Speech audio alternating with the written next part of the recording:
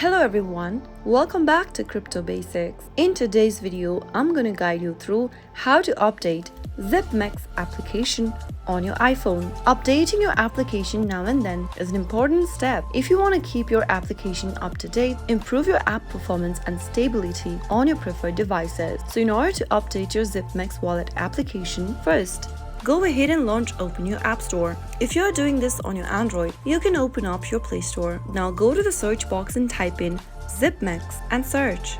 Open up the Zipmex application, and then if you see an open button inside the application, that means your application is already up to date and there's no need to update your application right away. But if you see an update button instead of open, it means your application needs an update right away. Simply tap the update button and get the latest version of Zipmex application downloaded on your mobile device. That is how you can easily update Zipmex application using your mobile device. If you found the video to be helpful, go ahead and give us a thumbs up. Don't forget to subscribe to our channel if you've not yet. Also press the bell icon so that you'll never miss another upcoming upload from us. I'll see you again in the next episode.